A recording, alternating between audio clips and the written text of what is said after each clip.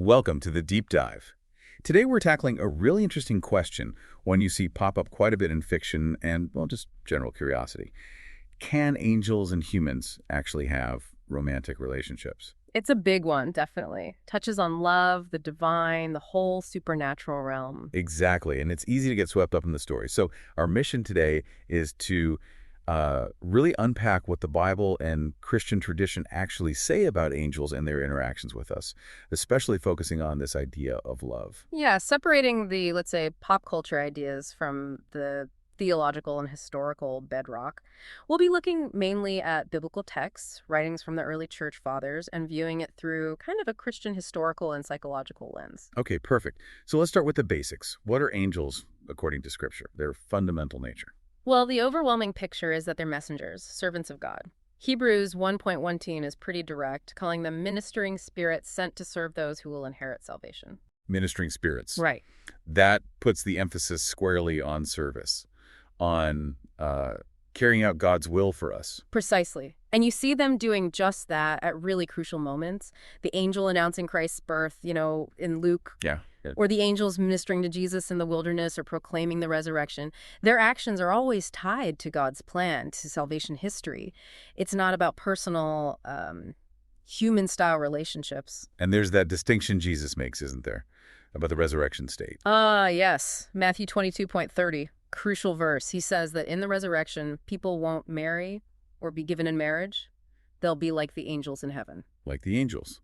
So that implies a fundamental difference in how they exist compared to us, especially regarding relationships like marriage, which often involve romantic love. Absolutely. That's the traditional theological interpretation. As purely spiritual beings, they just don't operate on that same physical and emotional level required for human romantic love. Their whole being is oriented differently. Towards God. Towards God and towards service. We also see their protective side, like in Psalm 91, God commanding them to guard us.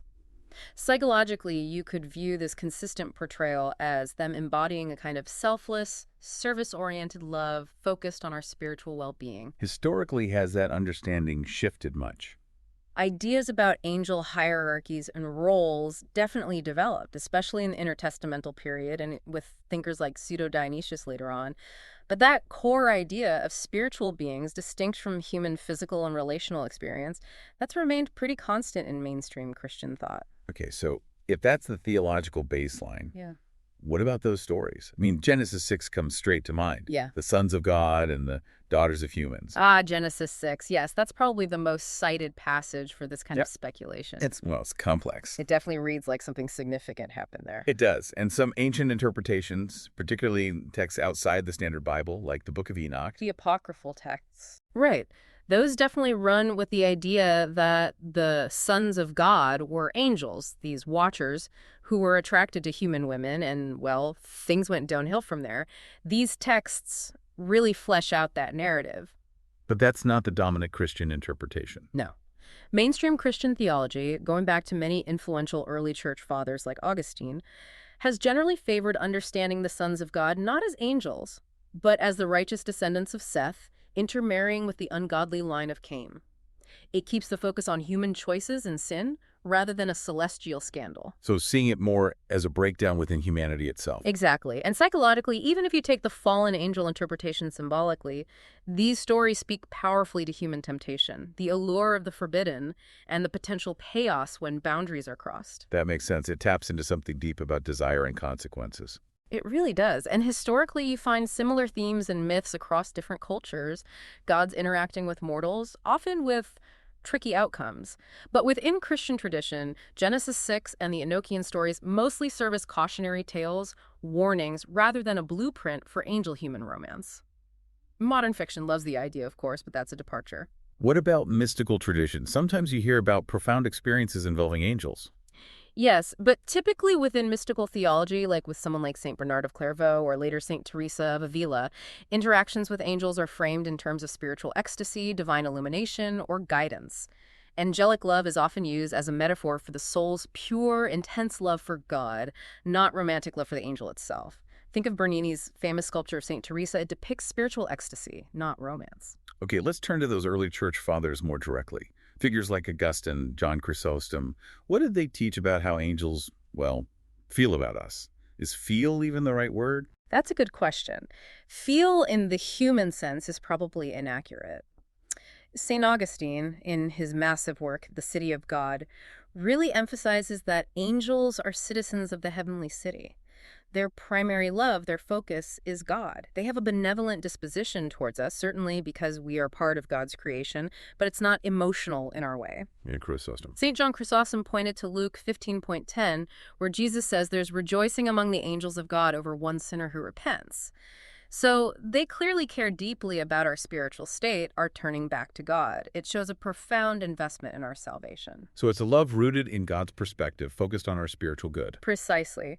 Psychologically, you could say the fathers present angels as models of perfect alignment with God's will.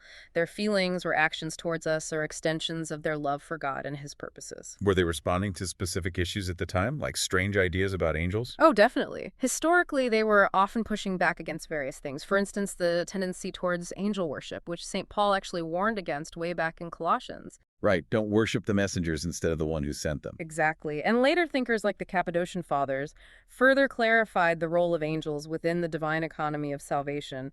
They're part of the system God uses, but not the endpoint. Pseudo-Dionysius, with his complex angelic hierarchies, described them as transmitters of divine light, again emphasizing their function in relation to God and creation, not independent emotional lives involving humans. This really highlights that core difference again, spiritual nature versus our physical nature. How does that fundamental gap impact the very possibility of love between them? It's the crux of the issue, really. Angels, as the Catechism puts it, are spiritual, non-corporeal beings. Pure spirit. Humans are this incredible blend of body and soul. Our experience of love, especially romantic love, is deeply intertwined with our physical senses, our emotions, our psychology, even our biology, and the potential for procreation. Things angels just don't have. Right, they lack bodies. Their psychology, if you can call it that, seems oriented entirely towards the contemplation and service of God. So, could there be a form of love between an angel and a human? Perhaps. But it would have to be fundamentally different from human romantic love. More like that protective, guiding love we associate with guardian angels. Exactly. That concept points towards a love that's purely spiritual, focused entirely on the person's ultimate good, their relationship with God. Think of the intense spiritual connection mystics like St. Teresa described, profound, transformative, but not romantic in our usual sense. The purpose of love is different too. For humans, God's plan includes marriage, family, specific kinds of joy, and selflessness in those bonds. For angels, their love serves purely spiritual ends, reflecting God's love and aiding our journey. Given all these differences and the potential for misunderstanding, what are the dangers if someone did pursue the idea of a romantic relationship with an angel? The dangers are significant on multiple levels. Theologically, as we've said, it misunderstands the fundamental nature of both angels and humans. The Catechism is clear, they are purely spiritual. So trying to force a human romantic template onto that is misguided from the start. Deeply misguided. Psychologically, fixating on such a relationship could lead someone to detach from reality, to neglect the real, tangible human relationships God has given us. That's a serious concern. And spiritually. Huge spiritual dangers. There's the risk of idolatry, essentially worshiping a created being instead of the creator. And critically, there's the danger of deception. Fallen angels. Yes, Scripture warns that Satan can masquerade as an angel of light. Someone seeking a relationship with an angel could be incredibly vulnerable to demonic influence disguised as something good or beautiful. 2 Corinthians 11:1 is the key warning there. That's sobering. Are there historical examples of this going wrong? History has cautionary tales, certainly. Sometimes within mystical traditions, you see warnings about spiritual delusion, and occasionally you see fringe groups or cults form around supposed angelic communications that lead people astray. Practically speaking, such an obsession can just derail a person's life, making them neglect responsibilities. Psychologically, again, while we need to be careful not to pathologize genuine faith, an unhealthy fixation could potentially intersect with mental health struggles. So putting it all together, what's God's likely perspective on this whole idea of angel-human romance, based on scripture and tradition? Well, if we start with God's own nature, God is love, as 1 John tells us, and his creation, we see distinct designs. Humans are unique, created in God's image, with a specific plan involving relationships, family, and the sacrament of marriage reflecting Christ's love for the church. A plan that doesn't seem to apply to angels. Not at all. As Jesus said, they don't marry. They are messengers, ministers. Their purpose is different. Given these clear distinctions in nature and divine purpose, it seems extremely unlikely that God would view romantic love between angels and humans as part of his plan. It feels much more like a projection of human desires or misunderstandings onto the spiritual realm. The church has been pretty consistent on this. Very consistent. The teaching emphasizes the distinct roles and the primary focus on our spiritual growth, our salvation, and our human relationships lived according to his design. Okay, one last crucial distinction. Good versus fallen angels. How do they relate to humans differently, especially if someone were to perceive some kind of relationship? This is vital for discernment. Good angels, loyal to God, act in alignment with his will. Their influence guides, protects, comforts, inspires towards good, always respecting our free will. Think of Gabriel's announcements always pointing to God's action. Psychologically, their influence feels like peace, clarity, a nudge towards virtue. And fallen angels. Fallen angels' demons are antagonists. Their goal, stemming from their rebellion, is to mislead, tempt, accuse, and ultimately separate us from God. They exploit weaknesses, sow confusion, foster pride, despair, or obsession. Any relationship they offer would be entirely deceptive, self-serving, and destructive. Think of Satan tempting Job or Jesus. So the fruit of the interaction is key. Absolutely. Does it lead you closer to God, to humility, to love of neighbor, to peace? Or does it lead to confusion, pride, isolation, obsession, sin? St. Thomas Aquinas emphasized that good angels work to bring us to God. Fallen angels do the opposite. 1 John urges us to test the spirits. Discernment is paramount, especially today with so many varied spiritual ideas floating around. How do modern Christian thinkers generally approach this topic, especially with its prevalence in media? There's a fair bit of consensus, really, reflecting the traditional views. Pope Benedict XVI, for example, often spoke of angels as powerful servants of God, but cautioned against romanticized or overly familiar views.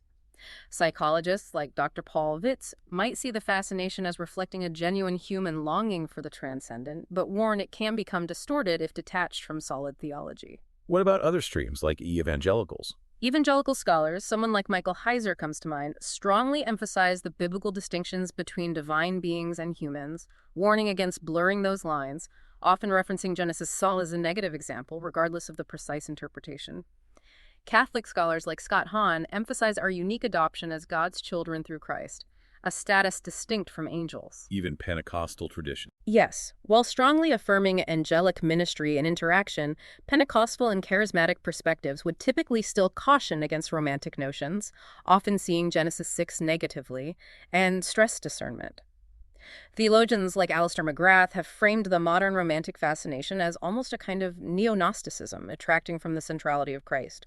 There's general concern across the board about how popular culture might distort understanding. So how should people approach books, movies, TV shows that do depict these angel-human romances, since they're everywhere? I think the first step is just remembering this is fiction. It's entertainment, not theology, or a reflection of reality as understood by Christian tradition.